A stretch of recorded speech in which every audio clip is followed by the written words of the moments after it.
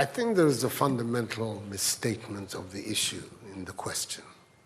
We can no longer continue to make policy for ourselves, in our country, in our region, in our continent, on the basis of whatever support the Western world or France or the European Union can give us.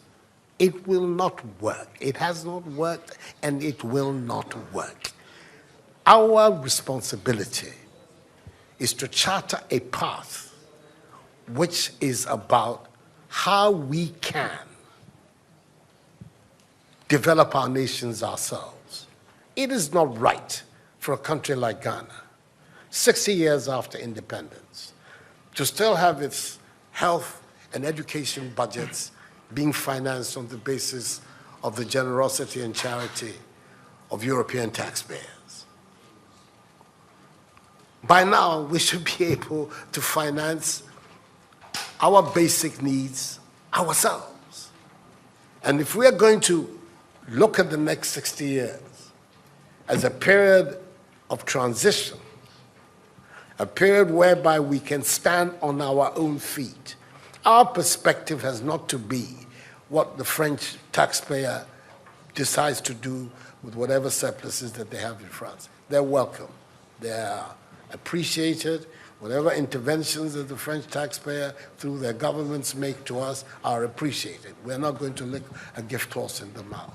But this continent, with all that has happened, is still today the repository of at least 30% of the most important minerals of the world.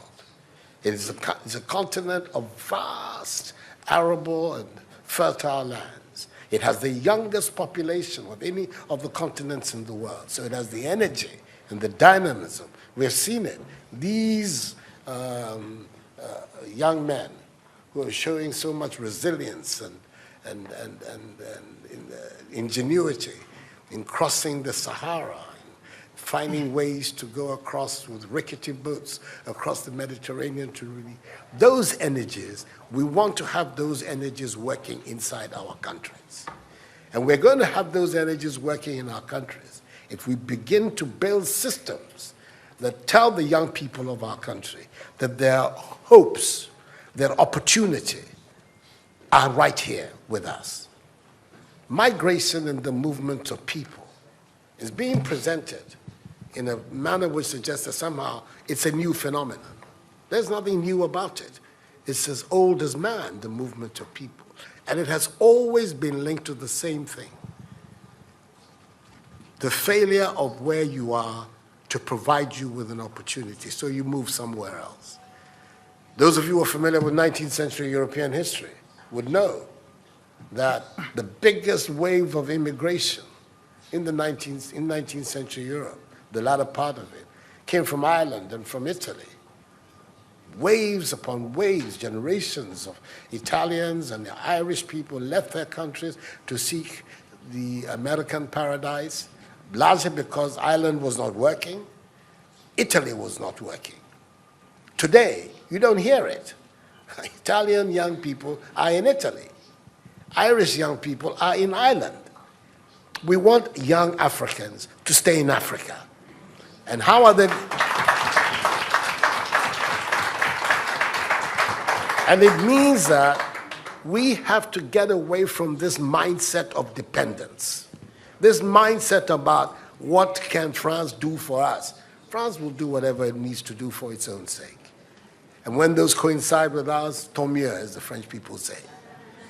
But our main responsibility as leaders, as citizens, is what we need to do to grow our own countries. What are the institutions that work that will allow us to have good governance, to have accountable governance, to make sure that the monies that are placed at the disposal of leaders are used for the interests of the state and not for those of the leaders, to have systems that allow for accountability, that allow for diversity, that allow for people to be able to express themselves and contribute to fashioning the public will and the public interest.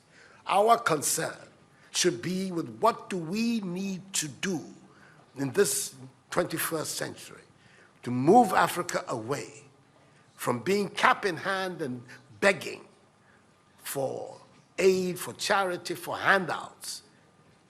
The African continent, when you look at its resources, should be giving monies to other places. We have huge wealth on this continent, in our own country of Ghana. And we need to have a mindset that says, we can do it. Others have done it. We can also do it. And once we have that mindset, we will see it as a liberating factor for ourselves. We keep talking about how it was that Koreans, Malaysians, Singaporeans, who got their independence at the same time as us. We're told of that at the time of Ghanaian independence, per capita Ghanaian income was higher than that of Korea. Today, Korea is part of the first world. So is Malaysia. So is Singapore. What happened? Why did they make that transition? And 60 years after independence, we are where we are. Those are the matters that should concern all of us as Africans, as Ghanaians. And not, when I say so with the greatest of respect to the French president, I think that the cooperation of France is something that I am, as you know, a strong friend of France. I am Francophile. So I don't have any difficulty with that. But I'm talking about our own propulsion, what we need to do to get our countries to work so that we can create the conditions that would allow our young people to forego this hazardous effort to get to Europe. They're not going there because they want to. They're going there because they don't believe they have any opportunities in our countries. So that should be our focus.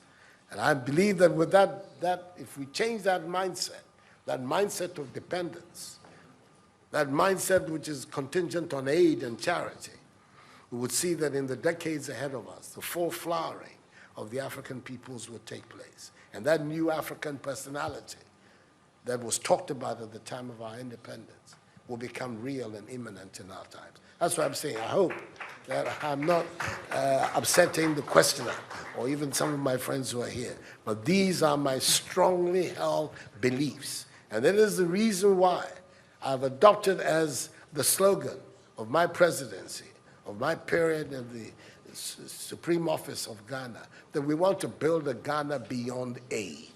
A Ghana which is independent, which is self-sufficient, that is capable of standing on its own feet and building its own life. We can do it if we have the correct mindset to do so. Mr. President, those are my contributions.